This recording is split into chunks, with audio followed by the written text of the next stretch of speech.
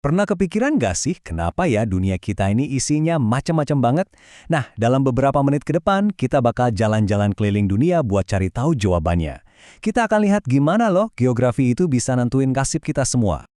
Oke, siap-siap ya. Paspor imajinernya udah di tangan.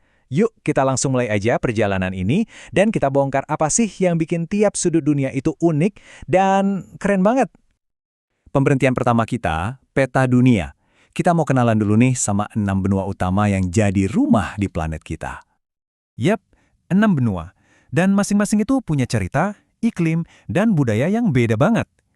Kita mulai dari yang paling gede ya. Oke, cap paspor pertama kita mendarat di Asia. Ini dia benua raksasa yang jadi rumah buat lebih dari setengah penduduk dunia. Termasuk, ya, kita di Indonesia. Coba deh bayangin, 30% daratan di bumi itu ya adanya di sini. Gede banget kan? Saking gedenya, keragamannya juga luar biasa. Dari gurun pasir di Timur Tengah sampai hutan hujan tropis di Asia Tenggara. Jadi ini bukan cuma benua biasa. Ini pusatnya peradaban dan ekonomi dunia loh.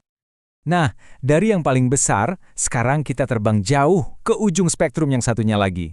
Selamat datang di Australia. Nah, ini nih yang unik banget dari Australia. Dia itu satu-satunya daratan yang statusnya benua sekaligus negara. Keren kan? Kayak dunia sendiri gitu, yang terisolasi jutaan tahun, makanya hewan dan tumbuhannya aneh-aneh dan gak ada di tempat lain. Jadi, ini poin pentingnya. Kontrasnya itu loh kelihatan banget. Dari Asia yang super besar sampai Australia yang, ya, mungil. Perbedaan ukuran inilah yang jadi awal dari semua keragaman yang luar biasa di planet kita. Tapi perjalanan kita belum selesai loh. Kita mampir bentar ya ke Afrika. Benua dengan penduduk terbanyak kedua dan gurun pasirnya yang luas. Terus kita lanjut ke Eropa yang nyambung sama Asia dan, uniknya, sama sekali nggak punya gurun. Dan terakhir, kita mampir ke Antartika, benua es yang dingin banget, misterius, dan nggak ada yang punya. Sekarang pertanyaannya kok bisa sih semua tempat ini beda-beda banget? Ternyata, ada semacam resep rahasianya di balik semua ini. Jadi gini, semuanya tuh dimulai dari pergerakan lempeng bumi yang ngebentuk daratan. Terus posisi daratan itu nentuin iklim sama cuacanya gimana. Nah, gabungan dari semua itulah yang akhirnya bikin ciri khas geografis yang unik di tiap tempat. Makanya ada pegunungan Himalaya, ada juga gurun Sahara. Terus apa ngaruhnya buat kita? Gede banget. Geografi itu bukan cuma soal peta, tapi soal cara kita hidup. Contohnya nih, suku Pokot di Afrika. Karena mereka tinggal di gurun yang kering, mereka nggak bisa bertani. Jadi ya mereka hidupnya nomaden, pindah-pindah terus buat cari air dan makanan.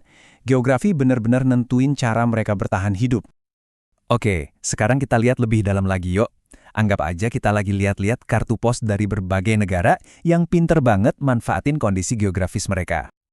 Kartu pos pertama datang dari Selandia Baru. Negara ini keren banget.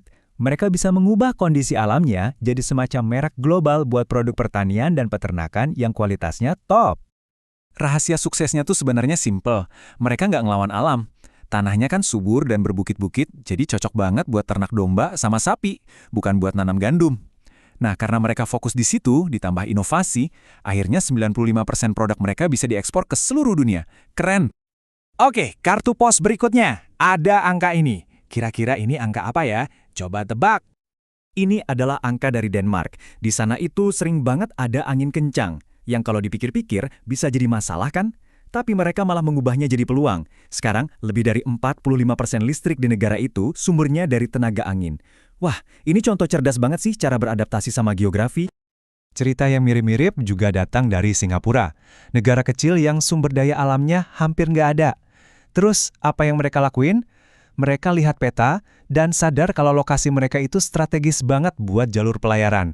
Nah, dari situlah mereka fokus bangun negara jadi pusat perdagangan, keuangan, dan teknologi dunia. Oke, kartu pos kita yang terakhir ini nunjukin sebuah tantangan yang serius banget. Sebuah pertanyaan yang dihadapi sama bangsa Jepang setiap hari. Dan jawaban mereka bukan rasa takut, tapi inovasi. Mereka kan nggak bisa menghentikan gempa ya. Jadi, mereka belajar untuk hidup berdampingan dengannya. Caranya, mereka bikin bangunan yang tahan gempa, yang bisa goyang tapi nggak roboh.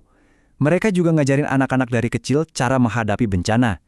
Mereka berhasil mengubah tantangan geografis jadi sebuah keunggulan di bidang teknologi dan kesiapsiagaan. Nah, setelah kita jalan-jalan keliling dunia tadi, yuk kita bawa pulang semua pelajaran berharga ini. Kita lihat, apa sih artinya semua ini buat negara kita, Indonesia? Jadi, intinya tuh begini, negara yang sukses itu bukan cuma yang sumber daya alamnya banyak, tapi yang paling penting adalah kemampuannya buat beradaptasi. Negara-negara yang cerdas itu bisa mengubah kondisi unik mereka, bahkan tantangan yang paling berat sekalipun jadi sebuah keunggulan. Terus gimana dong dengan Indonesia? Potensi kita kan gede banget, negara kepulauan di Khatulistiwa.